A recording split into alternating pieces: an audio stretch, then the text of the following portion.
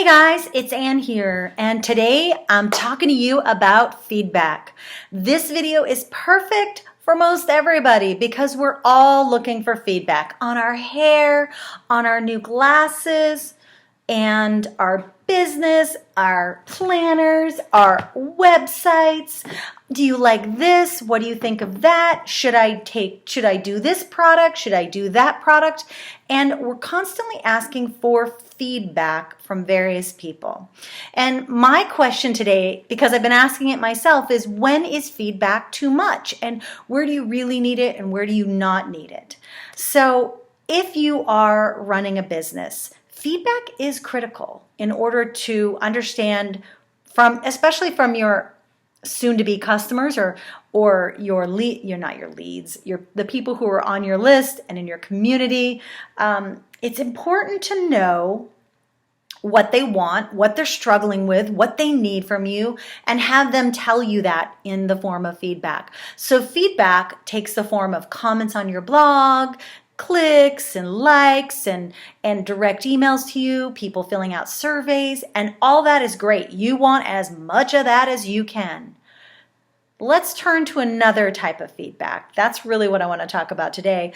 And that's the feedback that you look for from, let's say, business coaches, your accountability partners, people that are in groups with you for, let's say, a course or something. It could be someone you hire to help you in your business. It could be almost anyone, a friend who also has a business.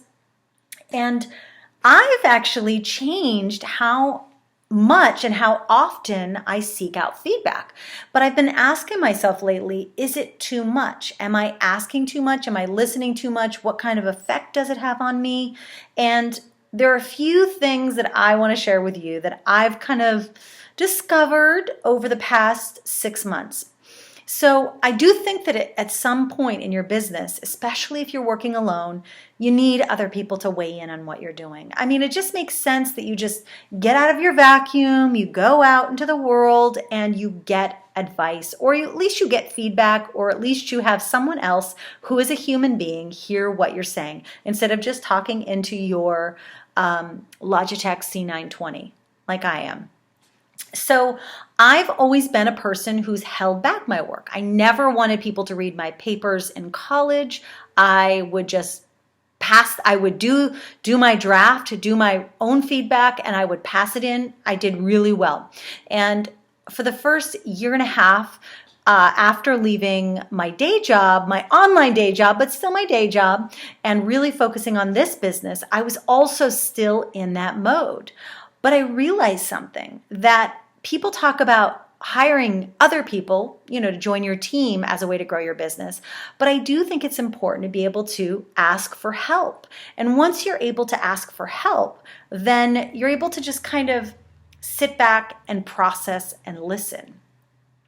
But I think I took myself over the edge, and I realized that perhaps I'm more of a quiet processor than anything. I do like getting people's feedback, but I have to be careful because when I hear feedback or when I hear any sort of direction, and if you've worked with me in the past, you know this, I take action. My brain can't kind of separate what I want to do with what somebody else is telling me to do. So shiny objects happen like that when I'm getting any kind of feedback from people I respect, my friends, my business accountability partners, my mastermind, and I just go to town. I'm like, they're doing it, I'm doing it. Like this is to explain why I majored in film to begin with, because I saw film equipment on I want to remember her name. I know it's my friend Katie's roommate who had like all of her film equipment on her bed, and I'm like, oh, I'd rather do that. But like I was just looking at what she was doing and thought it looked cool. So it was easy for me to just make that switch right away.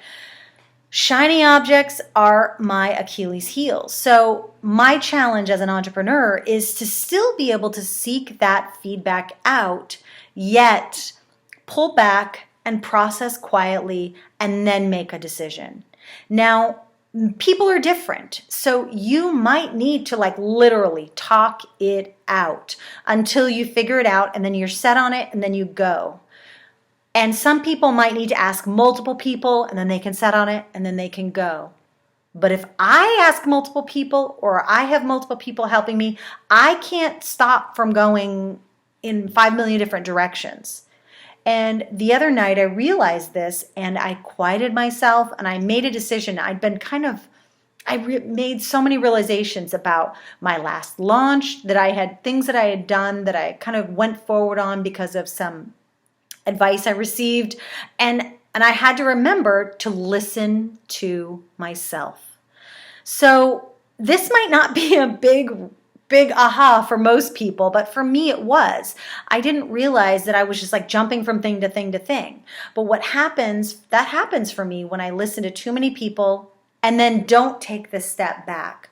So my question to you today is, which type of feedback do you need and helps you? Like do you process things verbally and you want to talk, and then you figure it out and then you go? Do you need to listen to other people's feedback and then step back and then go? Whatever your situation is, my suggestion to you is this: whether you need to process things verbally, or you listen, or you need to be in a quiet cave and figure it out, always take that step back. Check in with yourself. And if you watched last week's video about being a good leader, take a step back and kind of go into yourself and think about your values, think about what it is you want to be doing, think about where you're steering your ship, your business, and then make the decision. That is going to make all the difference, because there are always going to be people in your life who want to help you and who want to give you their feedback. And you're going to want to seek that out, because you never know where a great idea can come from. However, it's important to take that step back, to take a deep breath, write whatever you have to, like write to get it out of your head, but ultimately make that decision quietly. I really believe that making the decision quietly, internally, is the way to go. So feedback, be careful and listen, but step back. I hope this video was helpful for you today. And if it was, you know what? There's a way to get more of these. Click the subscribe button, leave me a comment, and let me know if you've ever experienced a time when people were giving you a lot of advice or you were seeking a lot of advice. And what did you do to make sure that you didn't get too scattered with all the different options that you had? And then one more thing, come back next Sunday. Hang out with me here. All right? I'll talk to you later. Have a great one. Bye-bye.